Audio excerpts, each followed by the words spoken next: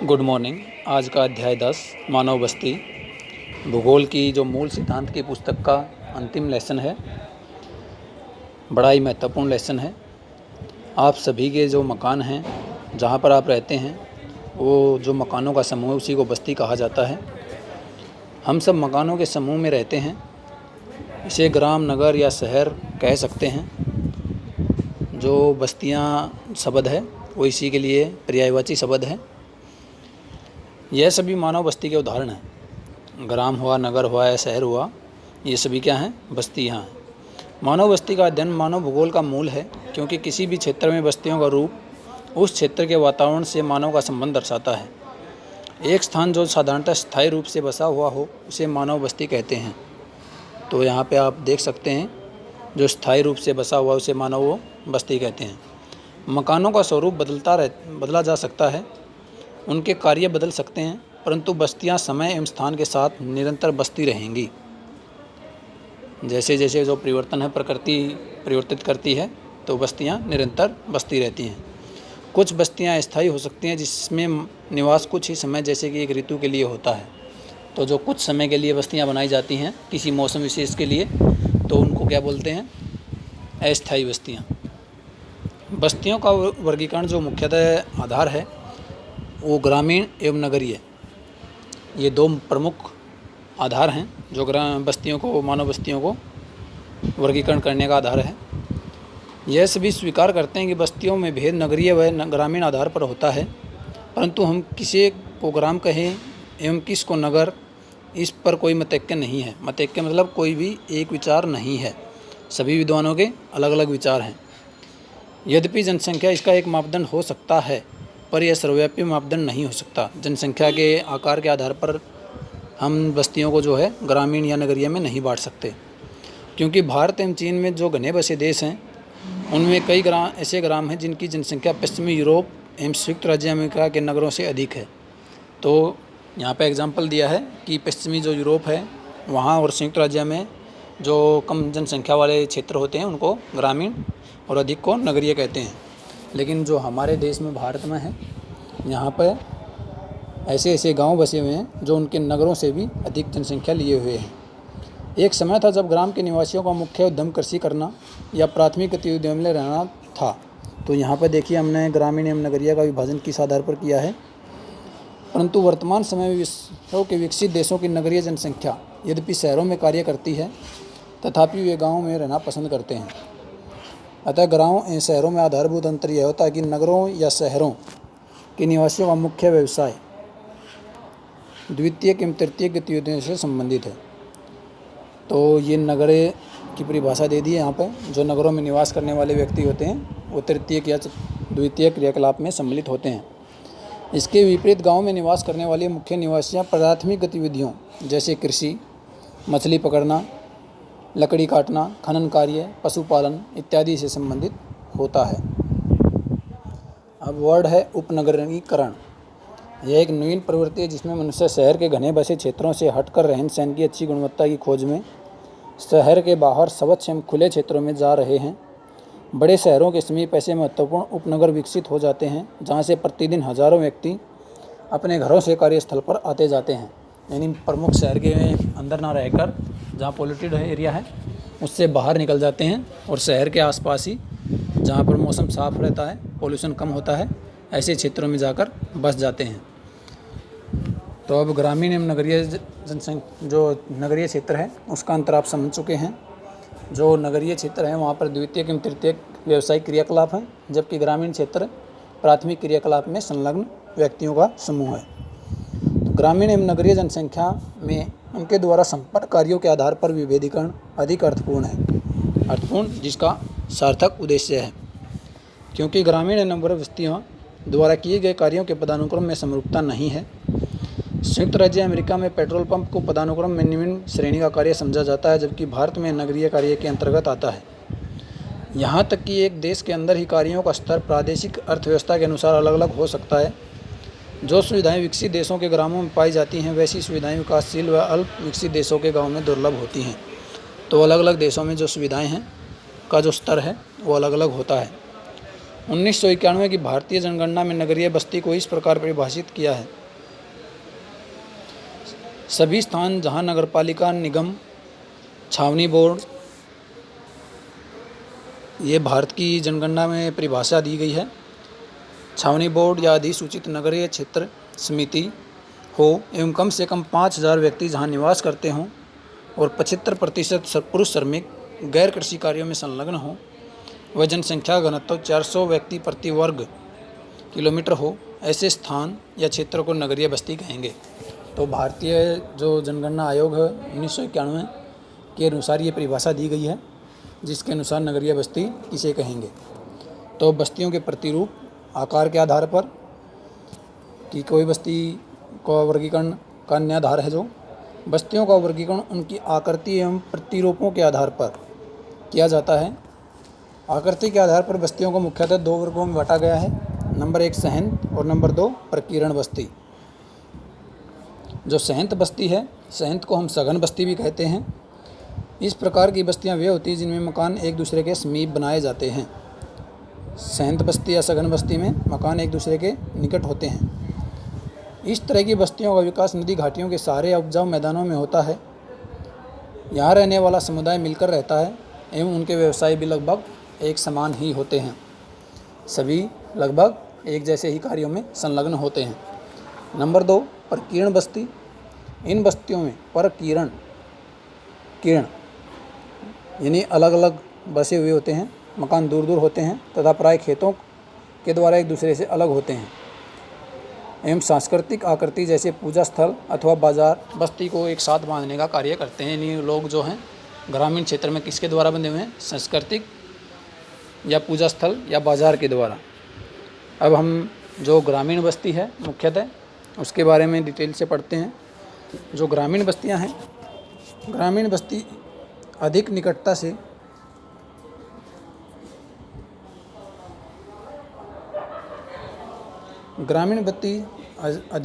से प्रत्यक्ष रूप से भूमि से नज़दीक संबंध रखती है, यानी प्राथमिक क्रियाओं में ज़्यादा संलग्न होती है। यहाँ की जनसंख्या, यहाँ के निवासी अधिकतर प्राथमिक गतियों में लग, जैसे कृषि, पशुपालन एवं मछली पकड़ना जो प्राथमिक क्रियाएं हैं, इनके प्रमुख व्यवसाय होते हैं। यानी गांव में रहने वाले व्यक्तियों के प्रमुख व्यवसाय। बस्तियों का आकार अपेक्षाकृत छोटा होता है नगरीय बस्तियों की तुलना में। जो ग्रामीण बस्तियां हैं हमारे देश में लगभग छोटी होती हैं। ग्रामीण बस्तियों को प्रभावित करने वाले कारक निम्नलिखित हैं। यानी कोई भी बस्ती है उसको प्रभावित करने वाले जो कारक हैं वो निम्नलिखित हैं। सबसे पहले है जल आपूर्ति। कोई भी जो बस्ती है उसको बसाने के लिए या किसी भी बस्ती को प्रभावित करने वाले जो कारक हैं वो हम लिख सकते हैं। सबसे नंबर 1 है जल आपूर्ति। साधारणतः ग्रामीण बस्तियां जल स्रोत या जलराशियों जैसे नदियां, झीलें एवं झरनों इत्यादि के समीप स्थित होती हैं, जहां जल आसानी से उपलब्ध हो जाता है। यानी कि स्थिति, कोई भी ग्रामीण बस्ती कहाँ पर बसावट होगी उसके लिए, तो उसके लिए पहली कंडीशन कौन सी है? जल आपूर्ति। कभी कभी पानी की आवश्यकता लोगों को अन्यथा असुविधाजनक स्थलों जैसे दलदल से घिरे द्वीप अथवा नदी किनारों के निचले क्षेत्रों में बसने के लिए प्रेरित करते हैं। अधिकांश जल आधारित नम बिंदु बस्तियों में पीने, खाना बनाने, वस्त्र धोने आदि के लिए जल की उपलब्धि जैसे अनेक लाभ उपलब्ध होते हैं। फार्म भूमि की सिंचाई के लिए नदियों और झीलों का उपयोग किया जा सकता है। इन्हीं जल स्रोतों से वहाँ के निवासी भोजन हेतु मछली पकड़ते हैं। नाव चलाने योग्य नदियाँ एवं झीलें जल यातायात के लिए भी प्रयोग की जाती हैं। तो ये जल के पास होने के लाभ हैं। और दूसरा कारण जो नगरीय बस्ती या ग्रामीण बस्ती को बसाने के लिए अपनी तरफ आकर्षित करता है वो है भूमि। भूमि किस प्रकार की है? उपजाऊ है, अनुपजाऊ है, समान समतल है, उच्च है, तो किस प्रकार की भूमि है। मनुष्य बसने के लिए उस जगह का चुनाव करता है जहाँ की भूमि कृषि कार्य के लिए उपयुक्त व उपजाऊ हो। यूरोप में दलदली क्षेत्र व निचले क्षेत्र में बस्तियाँ नहीं बसाई जाती, जबकि दक्षिण पूर्वी एशिया में रहने वाले लोग नदी घाटियों के निम्न भाग एवं तटवर्ती मैदानों के निकट बस्तियाँ बसाते हैं।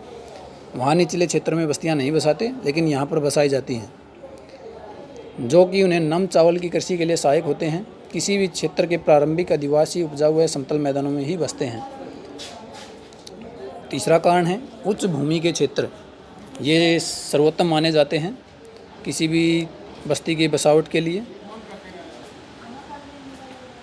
मानव ने अपने अधिवास हेतु ऊंचे क्षेत्रों को इसलिए चुना कि वहाँ पर बाढ़ के समय होने वाली स्थिति से बचा जा सके। ऊंचे क्षेत्र का सबसे पहला लाभ क्या है कि कभी भी बाढ़ नहीं आती है, या बाढ़ आती है तो उसका नुकसान या प्रभाव कम होता है। मानव व जीवन सुरक्षित रह सके, नदी बेसिनों के निम्न भाग में बस्तियां नदी वेदिकाओं एवं तटबंध पर बसाई जाती हैं, क्योंकि ये भाग शुष्क बिंदु होते हैं। उष्णकटिबंधीय क्षेत्रों के दलदली क्षेत्रों के निकट लोग अपने स्तंभों पर बनाते हैं, जिससे कि बाढ़ एवं कीड़े मकोड़ों से बचा जा सके। इसके अलावा अन्य कार्य गृह निर्माण सामग्री, यानी मकान बनाने के लिए जो सामग्री है उस तक पहुंच लोगों की। मानव बस्तियों के विकसित होने में गृह निर्माण सामग्री की उपलब्धता भी एक बड़ा कारक होती है। जहाँ आसानी से लकड़ी पत्थर प्राप्त हो जाते हैं, वहीं मनुष्य अपनी बस्तियाँ बसाता है।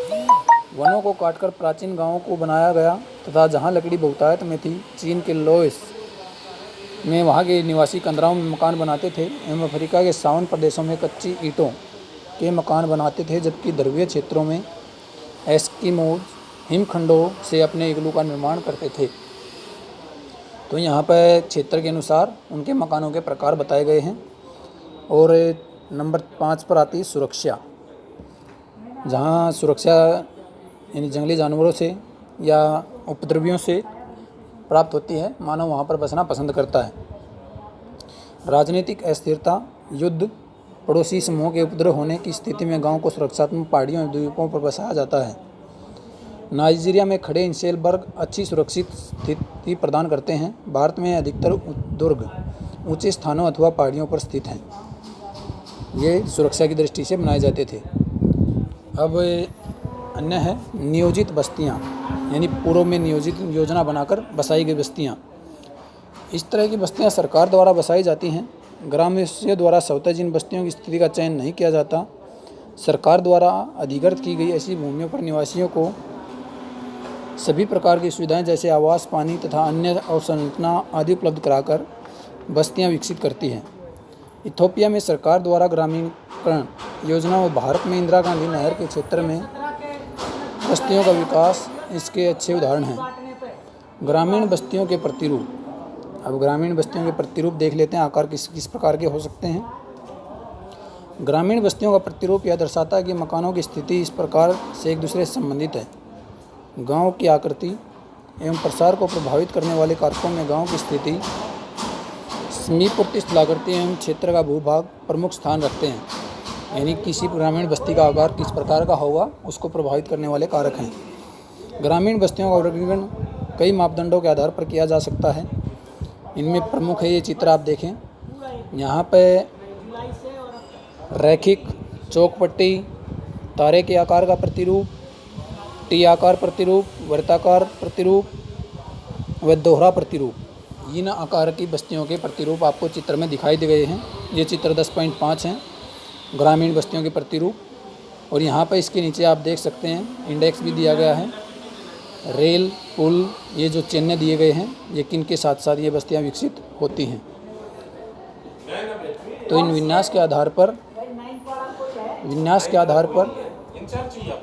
इनके मुख्य प्रकार हैं मैदानी ग्राम, पठारी ग्राम, तटीय ग्राम, वन ग्राम एवं मरुस्थलीय ग्राम। तो कहाँ पर किस प्रकार के विन्यास विकसित हो सकते हैं। अब कार्य के आधार पर इसमें कृषि ग्राम, मछुआरों के ग्राम, लकड़हारों के ग्राम, पशु ग्राम आदि आते हैं।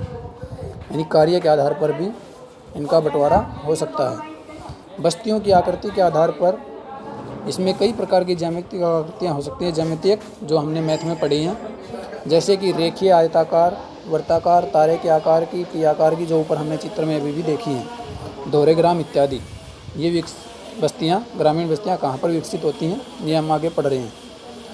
रैखिक प्रतिरूप, उस प्रकार की बस्तियों में मकान सड़कों, रेल लाइनों, नदियों, नहरों, घाटों, किनारों तथा तटबंधों पर स्थित होते हैं। यानी रैखिक बस्ती कहाँ पर विकसित होगी, वो इन क्षेत्रों में विकसित होगी जहाँ पर सड़क, मुख्य सड़क है, रेल लाइन है, नदियाँ हैं आदि। आयताकार प्रतिरूप, ग्रामीण बस्तियों का यह प्रतिरूप समतल क्षेत्रों तथा चौड़ी अंतरा पर्वतीय घाटियों में पाया जाता है। इसमें सड़कें आयताकार होती हैं जो एक दूसरे को समकोण पर काटती हैं। अब वर्ताकार प्रतिरूप की आकृतियाँ कहाँ पाई जाएंगी ग्रामीण बस्ती की? इस प्रकार के गांव झीलों व तालाबों आदि क्षेत्रों के चारों ओर बस्ती बस जाने से विकसित होती है। कभी कभी ग्राम को इस योजना, कौन सी योजना से बसाया जाता है कि उसका मध्य भाग खुला रहे, यानी बीच में जो क्षेत्र है वो खुला रहे, जिसमें पशुओं को रखा जाए ताकि वे जंगली जानवरों से सुरक्षित रहें। इस प्रकार की बस्तियां भी पाई जाती हैं। अब है तारे के आकार का प्रतिरूप। जहां कई ग्राम या कई मार्ग आकर एक स्थान पर मिलते हैं और उन मार्गों के सारे मकान बन जाते हैं, वहां तारे के आकार की बस्ती विकसित होती है। टी आकार या वाई आकार या क्रॉस आकार, टी के आकार की बस्तियां सड़क के तिराहे पर विकसित होती हैं, जहाँ पर वाई आकार सड़क के द्वारा बनता है, जबकि वाई आकार की बस्तियां उन क्षेत्रों में पाई जाती हैं जहाँ पर दो मार्ग आकर तीसरे मार्ग से मिलते हैं।